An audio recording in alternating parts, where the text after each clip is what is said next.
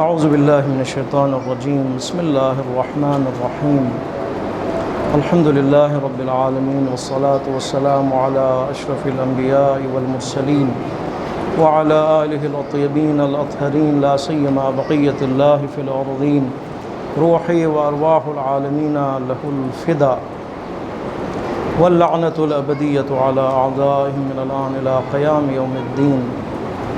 اما بعد فقد قال الله تبارك وتعالى في كتابه المجيد وفرقانه الحميد وقوله الحق. اعوذ بالله من الشيطان الرجيم بسم الله الرحمن الرحيم.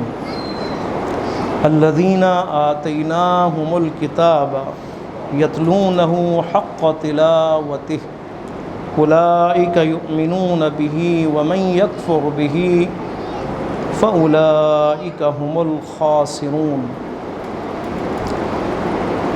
الحمدللہ ہماری گفتگو پہنچی ہے 121 نمبر آیت سورہ بقرہ.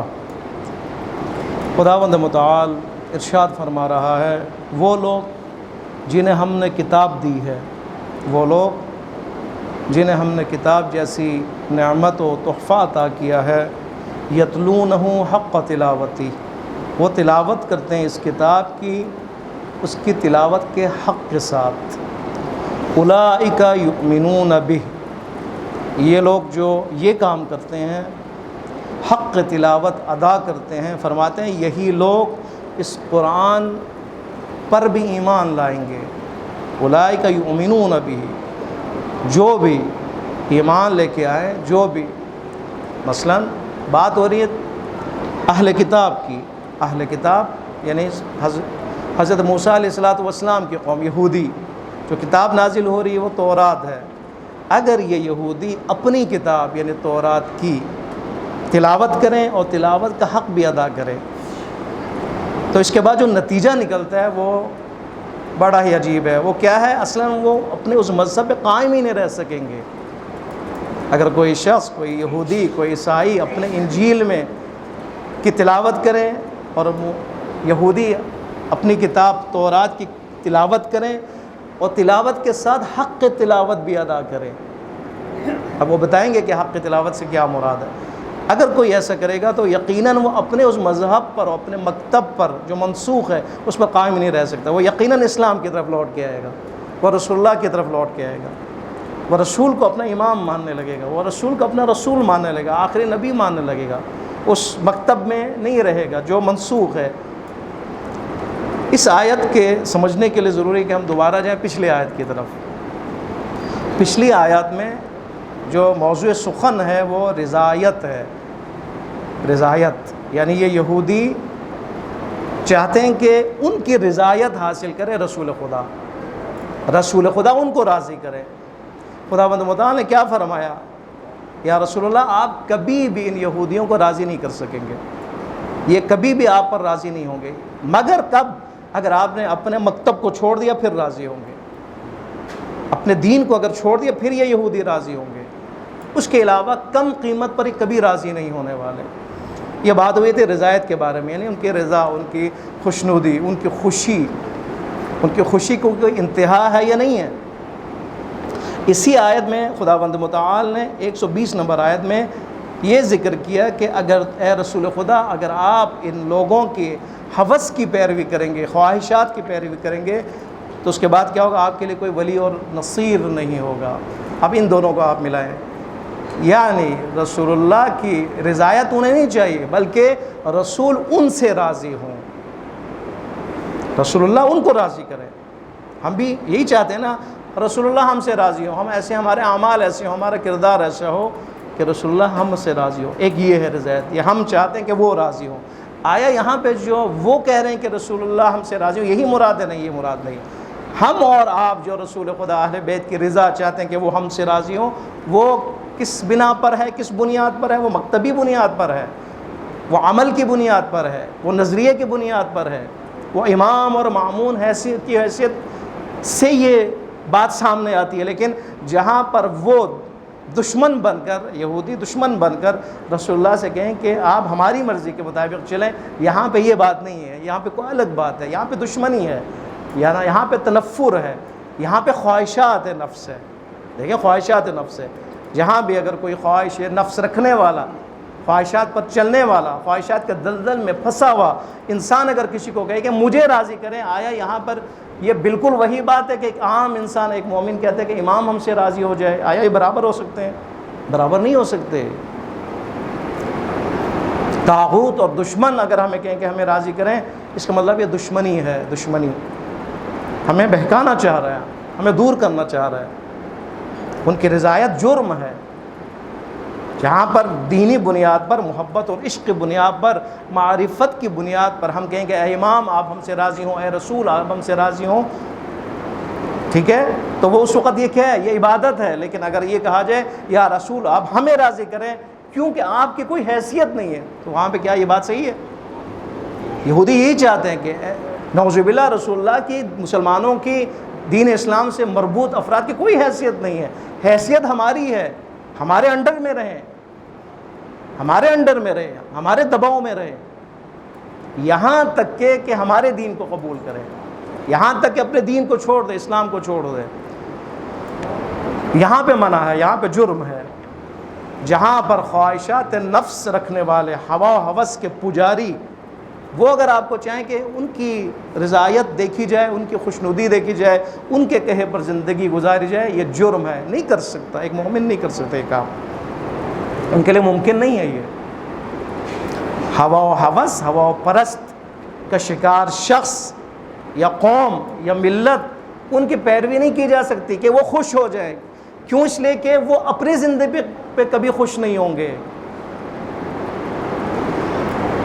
جو شخص ہوا و ہوس کا پجاری ہو، ہوس باز ہو، خواہش پرست ہو، دونوں میں فرق ہے۔ جو شخص خواہش رکھتا ہو اور جو شخص خواہش پرست ہو، اس میں فرق ہے۔ خوب خواہش تو ہر کوئی رکھتا ہے، شادی کی خواہش، جنسی خواہش، مال کی خواہش ہے یا نہیں؟ خواہشات، پیسے ہوں میرے پاس، یہ خواہش، اس میں اور خواہش پرست ہونے میں بہت فرق ہے۔ خواہش پرست یعنی اس کا مقصد خواہشات ہے، مقصد خواہشات ہے۔ جہاں پہ مقصد خواہشات ہوں وہاں پہ خواہشات ان لمیٹیڈ ہیں، ٹھیک ہے، خواہش پوری نہیں ہوگی، خواہشات کی تکمیل اس کے لیے ممکن نہیں ہے۔ آپ دیکھیں ایک مال ہے، اس کے لیے ایک خواہش ہے، ایک فطری ہے خواہش رکھنا، مال کی خواہش، تاکہ اس کی زندگی چلے۔ اب وہ خواہش اس کے اندر آ گئی، اس نے خواہش کی تکمیل شروع کر دی، اس خواہش کے لیے بریک لگنا ضروری ہے۔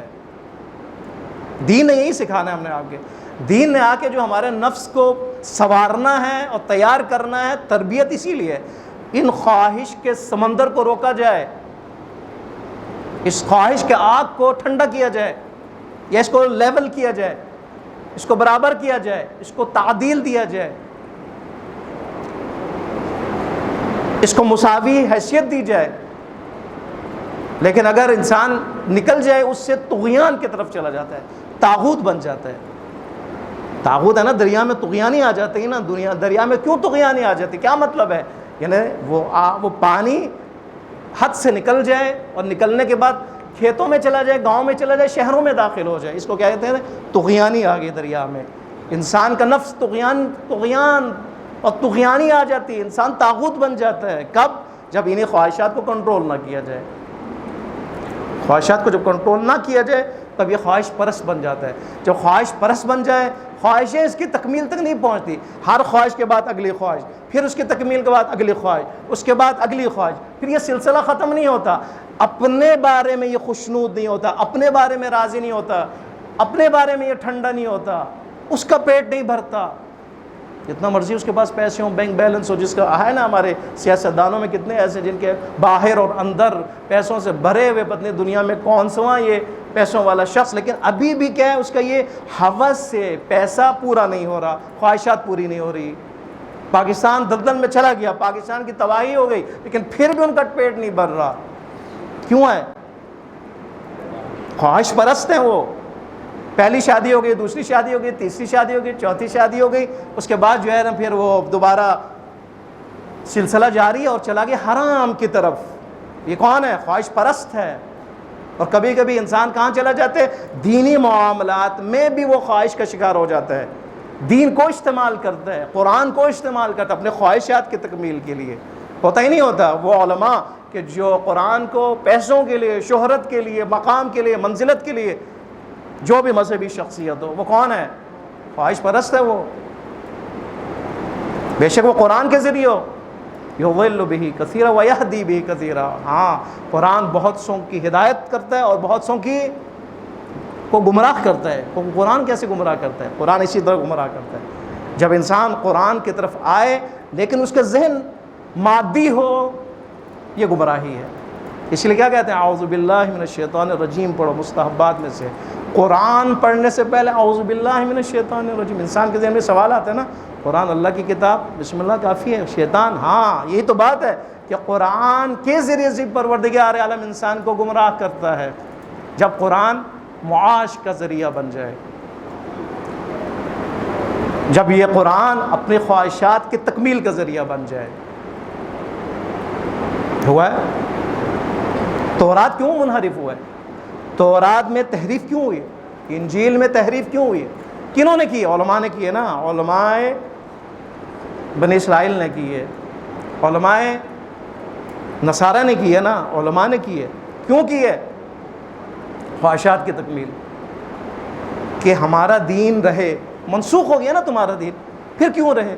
اعلان ہو گیا، ختم نبوت کا اعلان ہے، رسول اللہ تشریف لائیں، تمہارے اپنے کتابوں میں ان کی بشارت موجود ہے، ان کے آنے کی خوشخبری موجود ہے، اور تمہارے لیے کہا گیا کہ یقیناً تم نے حتماً ان پر ایمان لے کے آنا ہے، لیکن اس کے باوجود کیوں کہہ رہے کہ ہمارا دین برقرار ہے؟ کیوں؟ خواہشات کی تکمیل۔ میں نے پچھلی نشست میں عرض کیا کہ مفاد کے پیچھے خواہشات ہے۔ خواہشات شیطنت کے لیے کیا ہے؟ بنیاد ہے، بنیاد۔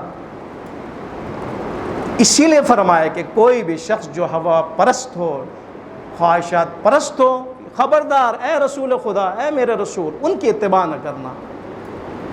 مومنین کے لیے بھی یہ ہے، خبردار ان کی اتباع نہیں کرنا، کیونکہ وہ ہوس پرست ہیں، وہ خواہش پرست ہیں، وہ تمہیں بھی خواہش پرست بنائیں گے، تمہیں بھی بنا دیں گے خواہش پرست، اس دلدل میں تمہیں بھی ڈال دیں گے۔ اس لیے یہ جرم ہے، اس لیے جرم ہے۔ انہوں نے کیا کیا؟ انہوں نے کہا کہ رسول اللہ ہمیں راضی کرے، ہمیں راضی کرے، بلکہ کیا ہونا چاہیے؟ انہیں رسول اللہ کو راضی کرنا چاہیے، ہمیں رسول اللہ کو راضی کرنا چاہیے تاکہ اللہ راضی ہو جائے۔ ہمیں فاطمہ زہرا سلام اللہ علیہا کو راضی کرنا ہے۔ اس لیے اس سے پہلے کہ فاطمہ زہرا سلام اللہ ہم سے راضی ہوں، ہم نے ان کو راضی کرنا پہلے۔ رسول اللہ ہم سے راضی ہوں، پہلے ہم نے ان کو راضی کرنا ہے۔ کیوں؟ تاکہ اللہ راضی ہو جائے۔ جو فاطمہ کو راضی کرے اللہ اس سے راضی ہے، جو حسین کو راضی کرے اللہ اس سے راضی ہے۔ ان کی رضا اللہ کی رضا ہے، یہ ہے ہم اللہ تک پہنچنا ہے۔ ان کی رضا اللہ کی رضا ہے، ہستیوں کی رضا اللہ کی رضا ہے، لیکن جہاں ان کی رضا شیطان کی رضا ہو اور دلدل میں پھنسنا ہو، وہاں پہ جرم ہے۔ آپ وہاں نہیں جا سکتے، ان شخصیات کی طرف، ان افراد کی طرف، ان ہستیوں کی طرف جن کے بارے میں آج جھگڑا ہے۔ آج توہین کی شقوں کے ذریعے سے کیا ہو رہا ہے؟ زبردستی آپ کو کہا جا رہا ہے ان شخصیات کی طرف، یا کیوں جائیں ان کی شخصیات کی طرف؟ ہمارا دینی اصول ہے، ہمارا عقیدہ ہے، ہمارا نظریہ فطرت کے عین مطابق ہے۔ ہم معصوم کے ماننے والے ہیں، ہم ان ہستیوں کے ماننے والے ہیں کہ جو معصوم عن الخطا ہیں، ایسا تصور نہیں ہے جہاں پہ خطا کا۔ ہمارا عقیدہ یہ ہے جہاں پہ خواہشات کوئی معنی نہیں رکھتی، جہاں پہ خواہشات نفس ہے ہی نہیں ہے، جہاں اپنی مرضی ہے ہی نہیں ہے، جہاں پہ عنان ہے ہی نہیں ہے، جہاں پہ دنیا پرستی ہے ہی نہیں ہے، جہاں پہ اقتدار پرستی ہے ہی نہیں ہے، جہاں پہ مال کی شہوت ہے ہی نہیں ہے، ہم تو ان ہستیوں کے ماننے والے ہیں۔ ہم کیوں جائیں کسی اور ہستیوں کی طرف؟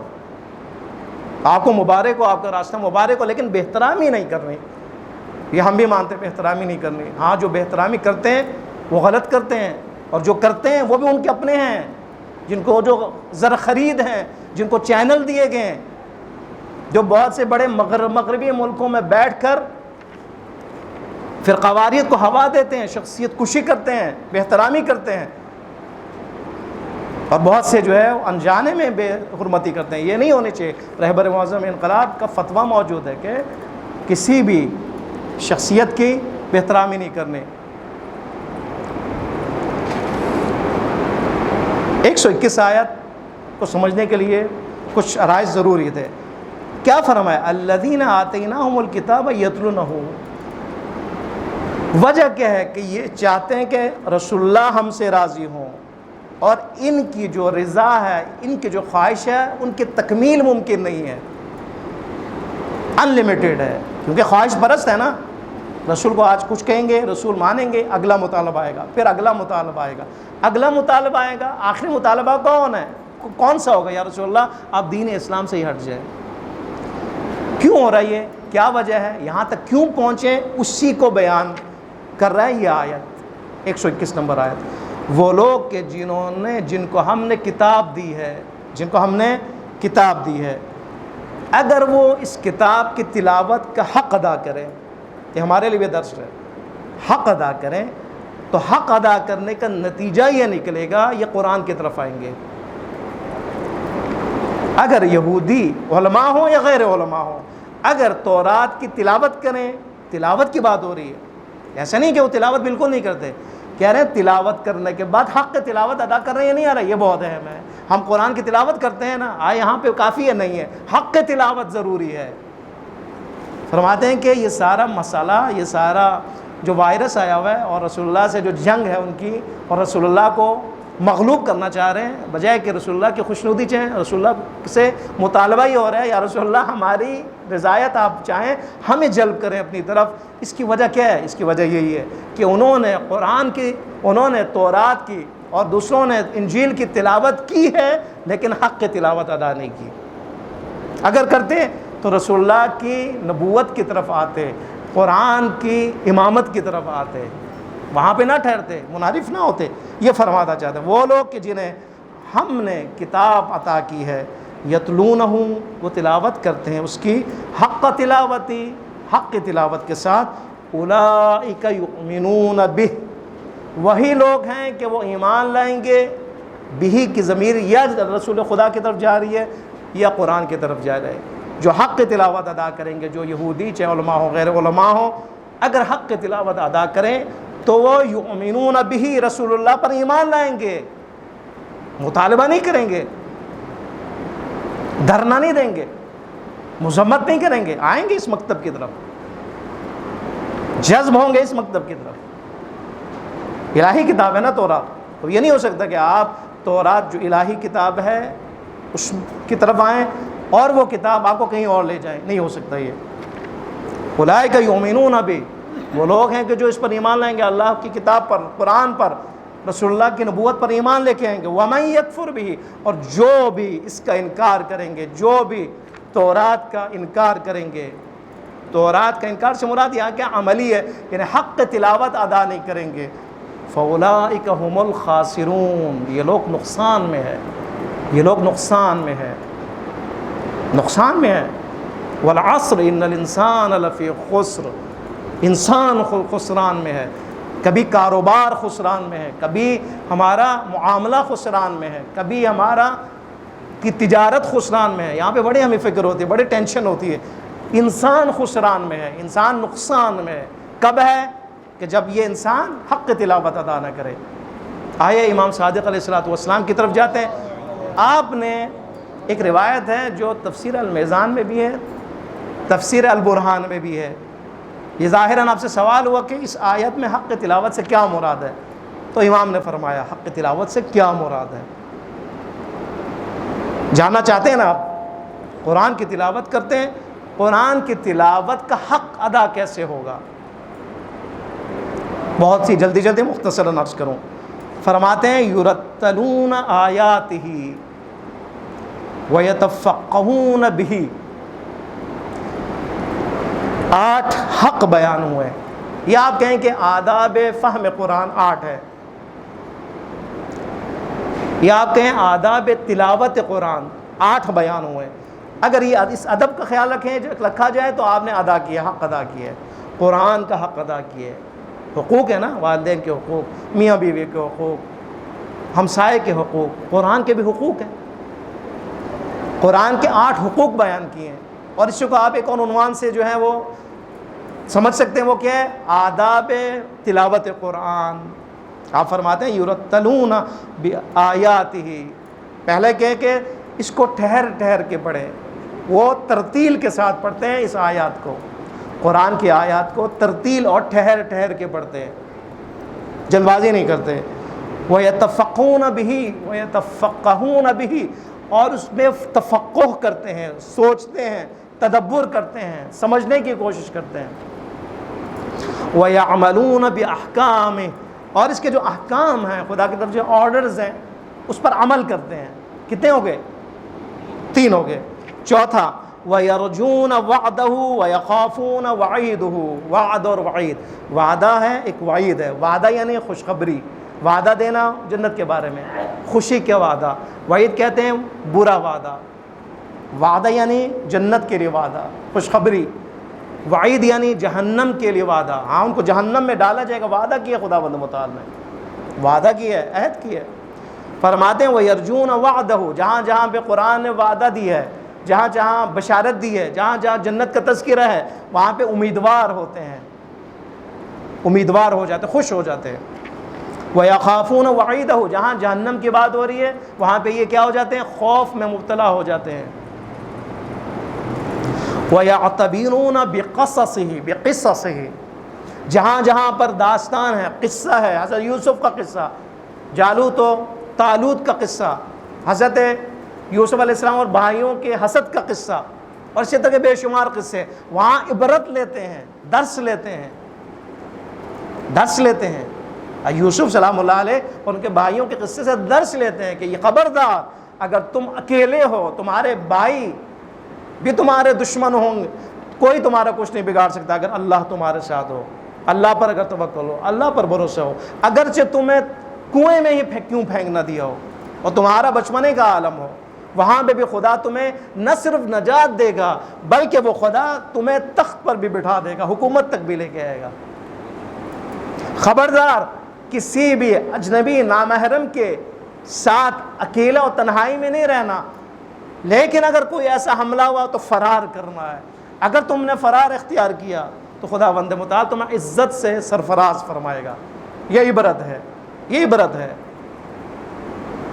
فرماتے ہیں قصص سے عبرت لیں، جہاں جہاں قصہ ہے وہاں پہ رک جائیں، رکنے کے بعد عبرت لیں. عبرت نہیں یعنی اس کو اپنے طرف لے کے جائیں، عبور.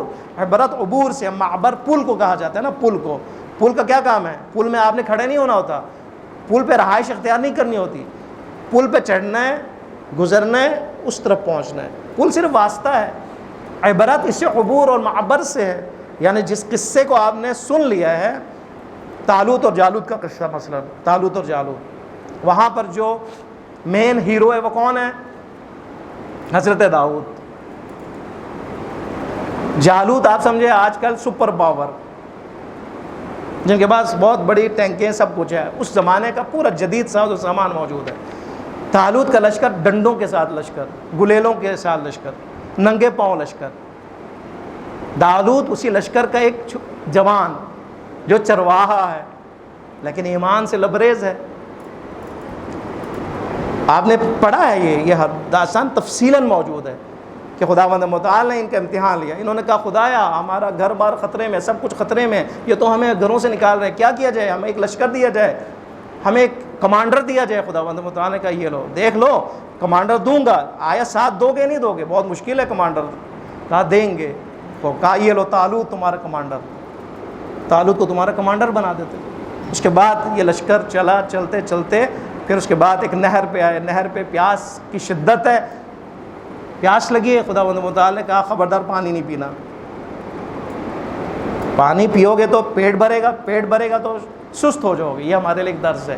پیٹ بھر کر کھانا نہیں کھانا، پانی بھی پیٹ بھر کر بھی.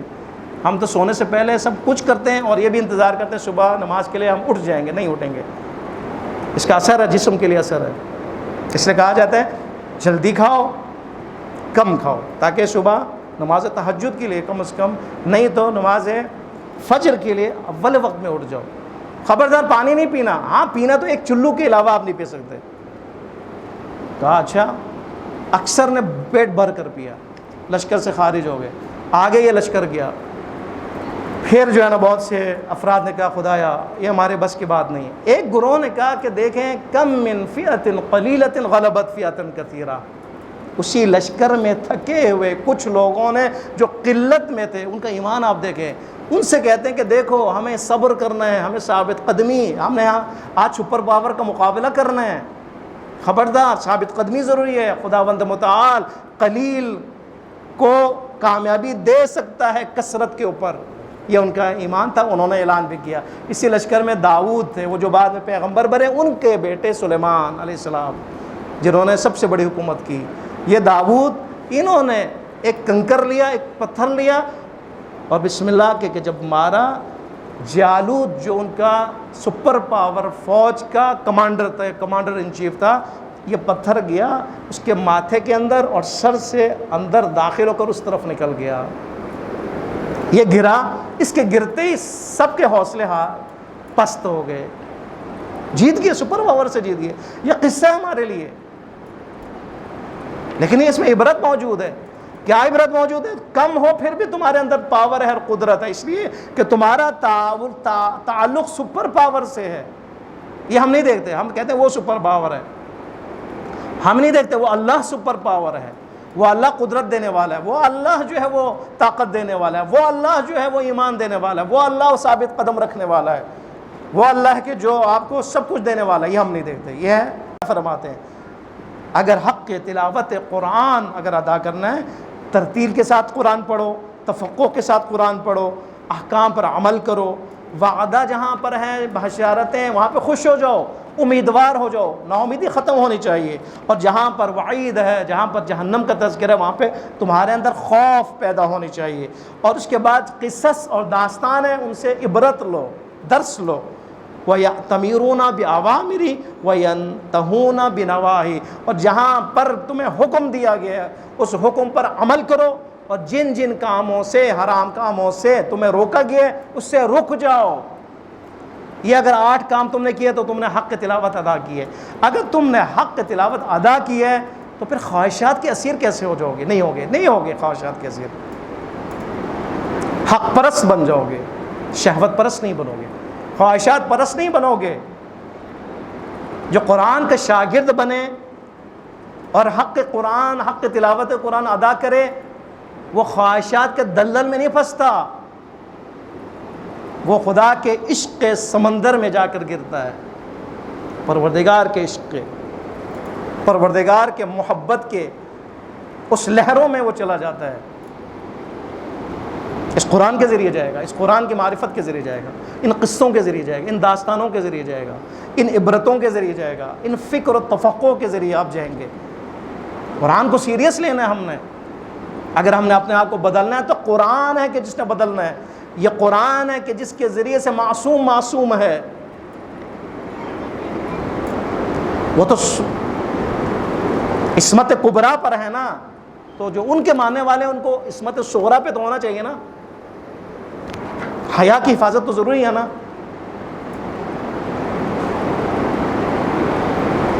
یہ اس وقت ہے کہ جب حق تلاوت ادا ہو. ان کا جو مرض تھا، ان کی جو بیماری تھی، قرآن نے 101 نمبر آیت میں بیان فرمایا کہ انہوں نے کیوں رسول اللہ کے مقابلے میں اپنا مکتب بنایا، منسوخ شدہ دین پر کیوں قائم رہے، اور بجائے کہ رسول اللہ کی خوشنودی حاصل کریں، یہ مطالبہ ہوا کہ وہ رسول ان کو خوش کریں. وجہ کیا ہے؟ وجہ حق تلاوت تورات کا ادا نہ کرنا ہے. اور جہاں پر بھی یہ قاعدہ لاگو ہو اور جہاں پر بھی یہ انحراف پایا جائے، چاہے قرآن ہو، چاہے تورات ہو، چاہے کوئی بھی الہی کتب ہو، ہم قرآن کی بات کرتے ہیں، جہاں پر بھی ہمارے پاس قرآن ہو، تلاوت بھی کریں، حق تلاوت ادا نہ کریں، وہاں پہ خطرہ موجود ہے. وہ خطرہ کیا ہے؟ وہ خطرہ خواہشات نفس کا اسیر ہونے کا خطرہ ہے. اور یہ سب سے بڑا خطرہ ہے کہ انسان خواہشوں کا اسیر ہو جائے اور نہ ختم ہونے والے خواہشات اس کو گھیر لے. اس کے بعد یہ انسان دشمنوں کے ہاتھ میں اسیر ہو جائے، اور اس کے بعد ان کے ذریعے سے ملک کسی اور کے ہاتھ میں اسیر ہو جائے، اور اس کے بعد ہمارا خدا حافظ. خداوند متعال کی بارگاہ میں دعا کرنے، پروردگار عالم بحق محمد و آل محمد بحق مفسرین حقیقی قرآن ہماری اس نشست کو اپنی عبادت شمار فرما۔ پروردگار اس کے ثواب و اجر کو ہم ہدیہ کرتے ہیں انبیاء، اولیاء، اوصیاء، شہداء انقلاب، شہداء جنگ تحمیلی، شہداء مدافعین حرم، شہداء عالم اسلام، شہداء پاکستان بالخصوص، پروردگار ان کے درجات کو بلند فرما۔